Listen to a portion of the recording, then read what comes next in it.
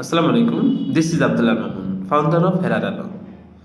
আজকে সর্বশেষ লেসন, একদম 27 দিনের 27তম লেসন, একদম সর্বশেষ লেসনে আমরা চলে এসেছি।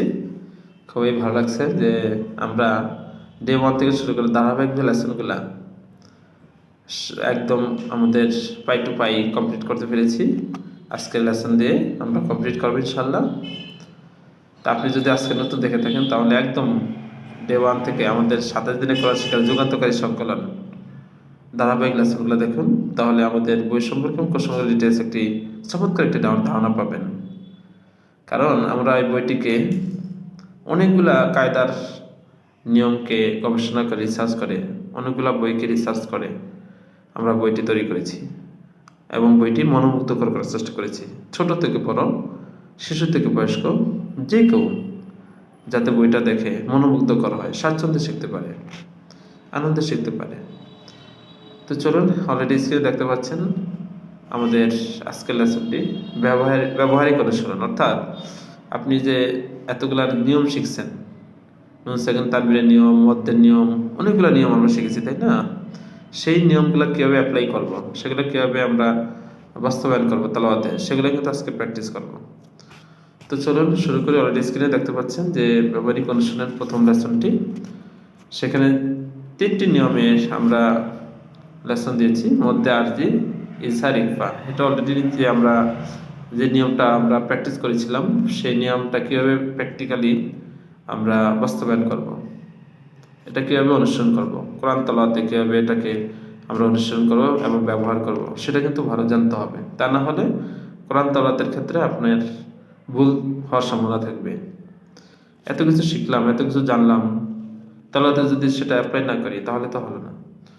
তো চলুন, প্রথম মধ্যে আরজির যে নিয়মটা দেখতে পাচ্ছেন, মধ্যে আরজি মানে হচ্ছে ওয়াকফের জায়গায় যদি মধ্যের হরফ আসে তাহলে 3 আলিফটা নিয়ম নিতে হবে।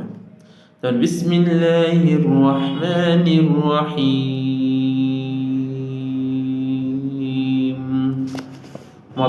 ওয়াকফ মানে কি, যে গোল চিহ্নটা দেখতে পাচ্ছেন, যেখানে থামতে হবে। এবং সেখানে যদি মধ্যের নিয়ম আসে, যেমন জেরের বামপাশে যজমালি আসছে, শব্দের শেষ হরফে জেরের বামপাশে যজমালি আসছে, যার কারণে আমাকে এখানে 3 আলিফটা নিয়ম নিতে হবে। তো দ্বিতীয়টাতে চলে যাই, আলহামদুলিল্লাহি রাব্বিল আলামিন। দেখতে পাচ্ছেন, অর্থাৎ ওয়াকফের জায়গায় জেরের বামপাশে যজমালি আসছে, যার জন্য 3 আলিফটা নিয়ম নিতে হবে। তৃতীয় লাইনে চলে যাই, লা ইলাহা ইল্লা হুয়ার রহমানুর রহিম।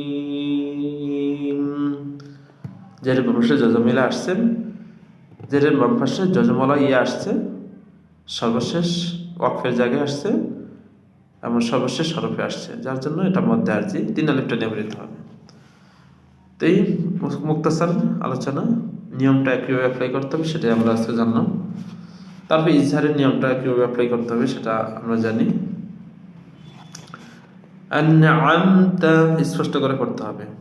মধ্যের ইজহার মানে হচ্ছে গুণনা করে আপনার ইজহারের যে হরফগুলো, ইজহারের হরফ 6টি, হামজা, হা, আইন, হা, গইন, খ। এই নুন সাকিন অথবা তানবিনের পরে, শর্ত কি নুন সাকিন অথবা তানবিনের পরে হইতে হবে। ইজহারের এই 6টি হরফ নুন সাকিন অথবা তানবিনের পরে যদি আসে তাহলে স্পষ্ট করে পড়তে হবে, গুণনা করে। আনআমতা আলাইহিম, গুণনা ছাড়া স্পষ্ট করে পড়তে হবে, গুণনা না, ঠিক আছে? আজরুন গায়রু মামনুন, আলিমুন হাকীম, মিন হাবলিল ওয়ারিদ।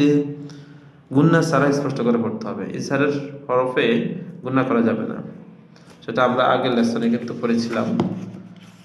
সেটা ইজহারের জায়গায় নুন সেকেন্ড তার উপরে ইজহারের যে কোনো হরফ আসলে গুণনা ছাড়া স্পষ্ট করে পড়তে হবে, অর্থাৎ ইজহারের হরফে গুণনা করা যাবে না। যে নুন সেকেন্ড ও তানবিনের পরে হইতে হবে।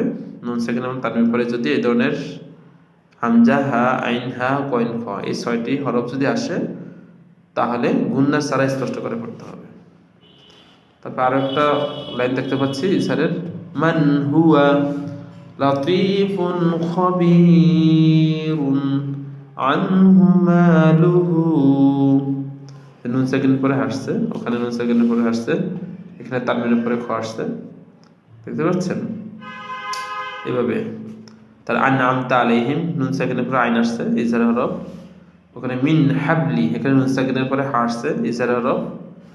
আজরুন গায়রু মামনুন, এই যে আজরুন, এই যে তানবিনের পরে গয়না আসছে ইজারা হরফ। আলিমুন হাকিম ইদগামের পরে তানবিনের পরে হা আসছে ইজারা হরফ, এখানে গুন্না ছাড়া স্পষ্ট করে করতে হবে। তারপরে ইকফার হরফ, ইকফার নিয়মটা দেখতে পাচ্ছেন যে এখানে ইকফার নিয়মটা হচ্ছে, ইকফা হরফ তো 15টি, কফ তো আবাজ পা কফ কাফ এরকম 15টি হরফ। আমরা তালাওয়াতের ভিতরে দেখবো নুন সেকেন্ড তানবিনের পরে এরকম হরফ আসছে কিনা। তাহলে কি করতে হবে, নাকের ভিতরে গোপন করিয়া গুন্না করিয়া পড়তে হবে। আনফুসুকুম, এই যে নুন সেকেন্ডের পরে ফা আসছে, এটা ইকফার হরফ। ফাআনযারতুকুম, গুন্না করতে হবে, নাকের গুন্না কি উচ্চারিত হয়, নাকের বাসি থেকে, নাকের বাসির জায়গা থেকে গুন্না উচ্চারিত হয়। কিছুক্ষণ স্থিরকে শক্ত করে সেটাকে উচ্চারণ করতে হবে। ফাআনযারতুকুম, এই যে নুন সেকেন্ড পরে দাল গুন্না ইকফার হরফ আসছে। তারপরে খায়রান কাসীরা, নুন সেকেন্ড তানবিনের পরে হইতে হবে, এই যে তানবিনের পরে কাফ আসছে সেজন্য এটাকে ইকফা করতে হবে, অর্থাৎ নুন সাকিন অথবা তানবিনের জায়গায় একটাকে ইকফা করতে হবে নাকের ভিতরে লুকাইয়া। তারপরে দ্বিতীয় লাইনে চলে যাই, মিন শাররিল ওয়াসওয়াসি, মিন শাররিল ওয়াসওয়াসি, যে নুন সাকিনের উপরে গুন্না করেছি নাকের, আর ইকফার হরফটাকে নাকের ভিতরে লুকাইয়া তালাত করেছি, অর্থাৎ নুন সেকেন্ডের পরে শিন, এটা ইকফার হরফ। কওলান সাদীদা, কওলান সাদীদা, মান কানা নারান তালাজ্জা, এই যে তানবিনের পরে তা আসছে, এই জন্য ইকফার হরফ, এখানে তানবিনে অর্থাৎ নুন সাকিনে আমাকে গুন্না করতে হবে। নারান তালাজ্জা ওয়া ইয়ানকালিবু ইলা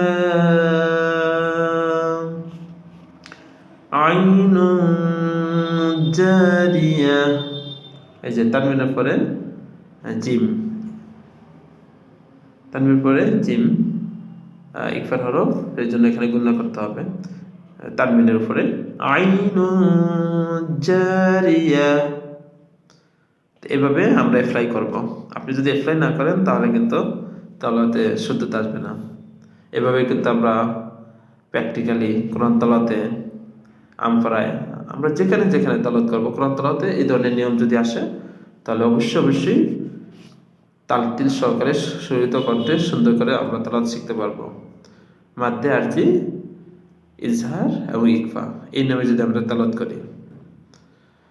তো আজকে লেসনটির মধ্যে ভালো মন্দ কমেন্টস করবেন কমেন্ট সেকশনে, আর বইটি যদি অর্ডার করতে চান ঝটফট কমেন্ট সেকশনে ডেসক্রিপশন লিঙ্ক দেওয়া আছে, ঝটফট অর্ডার করে ফেলুন। ধন্যবাদ।